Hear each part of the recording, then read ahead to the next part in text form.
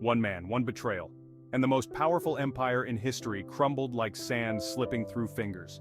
But here's the real twist. You've never even heard his name. Stay with me until the end, because only then will you understand how a single act of treachery doomed the Roman Empire, and why history almost erased the man responsible. It was a bitter winter night in 476 AD. In the silent corridors of the imperial palace in Ravenna, a young emperor, Romulus Augustulus, sat trembling. Not from the cold, but from the knowledge that his fate had already been sealed. Outside, the city lay in an eerie stillness, except for the distant sound of marching boots. The barbarian warlord Odoacer was coming, not as an invader but as an executioner.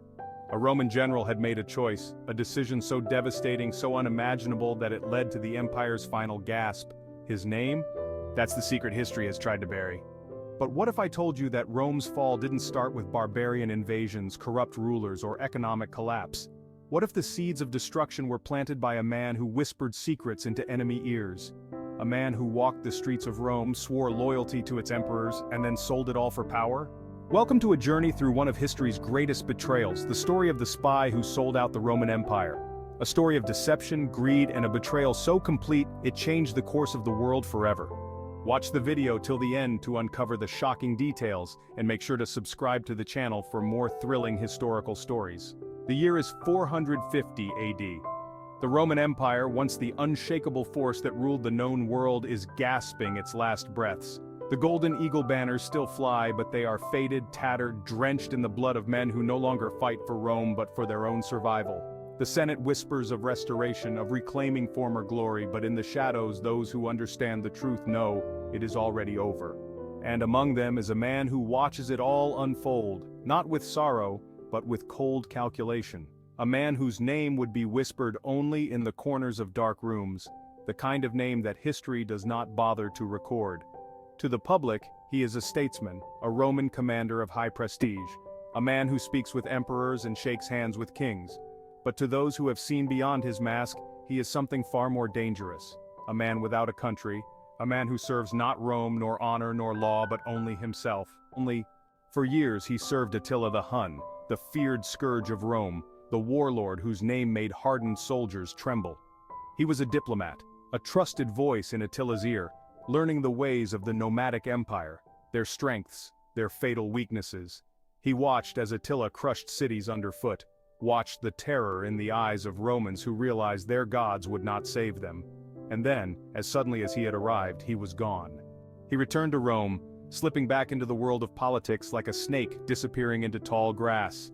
He was welcomed as a defector, a man who had seen the beast up close and now stood with Rome to fight it. He smiled, he shook hands, he gave them the secrets of the Huns. But what the Romans did not understand, what they never saw, was that Orestes had never truly left the Huns behind. Orestes was patient. He did not move like a barbarian warlord, did not seize power with a sword drawn. No, his blade was subtler, sharper. He moved through Rome's political halls like a specter whispering in ears, turning friends into enemies, unraveling trust from within. Orestes makes his play. The emperor at the time, Julius Nepos, was weak, a puppet holding onto power by a thread. Orestes swept him aside like a piece on a chessboard, installing his own son, Romulus Augustulus, as the new emperor, a boy king, a child too young to understand the weight of the crown on his head. But that was exactly the point. Romulus Augustulus would rule in name.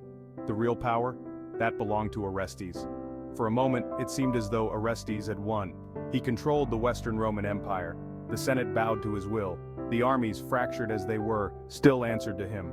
But power is a fickle thing. The very men Orestes had relied upon, the barbarian mercenaries he had filled Rome's ranks with, came knocking.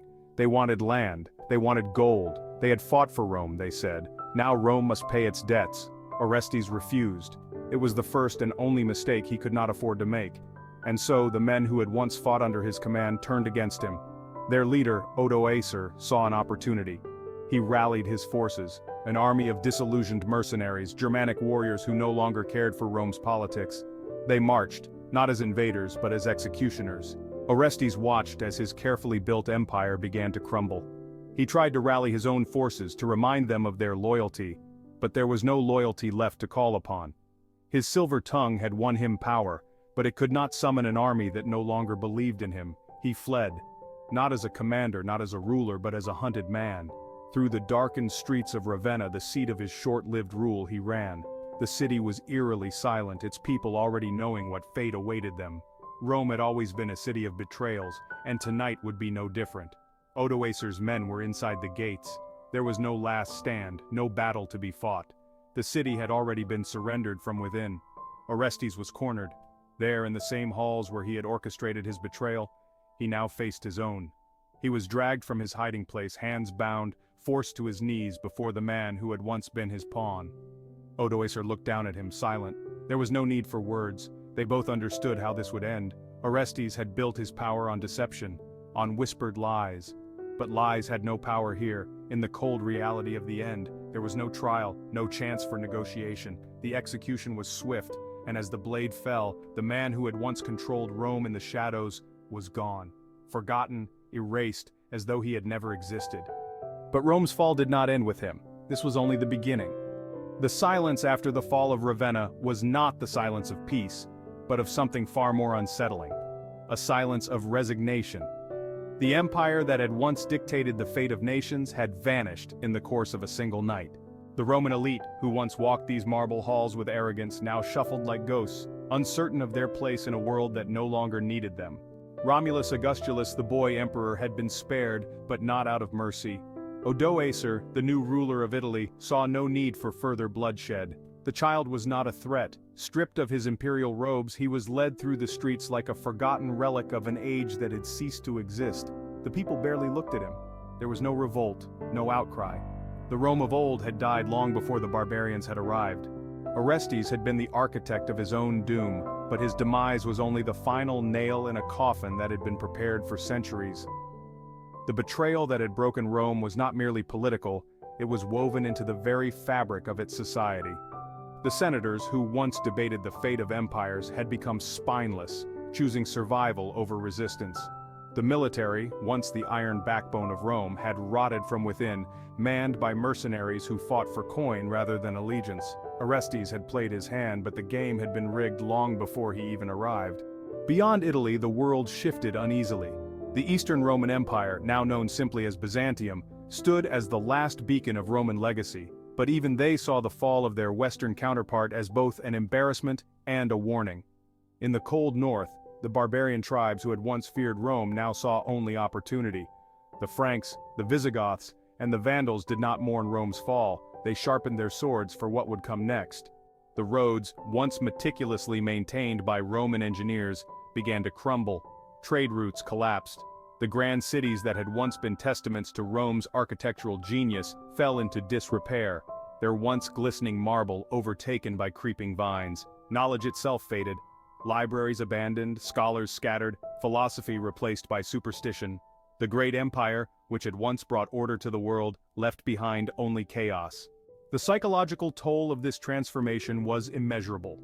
Romans who had once taken pride in their civilization now found themselves questioning whether it had all been a fragile illusion. Some clung to old traditions, hoping to preserve a sense of identity in a world that no longer made sense. Others simply adapted, aligning themselves with new rulers, new customs, new gods. Fear, uncertainty, and the gnawing realization that their era had ended spread like a sickness. In darkened chambers, whispered conspiracies formed. Some believed that Orestes had not acted alone, that other unseen hands had played a role in Rome's destruction. Had he been merely a pawn in a larger game? Were there forces beyond the barbarians, beyond the political elite, beyond the known world that had sought the end of Rome for reasons yet uncovered? The paranoia festered. Ghost stories of Rome's final days merged with legend, giving birth to a mythos of secret betrayals and hidden adversaries. Odoacer, now seated upon the remnants of Rome's shattered throne, understood the weight of what he had inherited. The people did not see him as a conqueror, but as a symbol of what had been lost. He ruled not with grand declarations, but with quiet pragmatism. He knew he was not Rome's destroyer. He had merely taken the seat left empty by those who had already let the empire wither. Yet as much as he sought stability, the shadow of what he had replaced haunted him. And in the midst of it all, Orestes' name vanished from memory. Unlike Julius Caesar, unlike Nero, unlike those whose legacies had been shaped by the scribes of history, Orestes' story was deliberately forgotten. He was not a tragic hero nor a villain to be remembered, he was simply erased, as though Rome itself refused to acknowledge the man who had orchestrated its final fall. Yet, in the shadows of monasteries and the distant halls of Byzantium, there were whispers. Whispers of the man who had once held the fate of Rome in his hands, who had walked the fine line between loyalty and treachery, who had gambled with an empire's future and lost. Some records, hidden away in forgotten archives, spoke of him not as a traitor, but as a man caught in the inevitable tide of history. Had he sought to save Rome by tearing it apart, believing it would be reborn?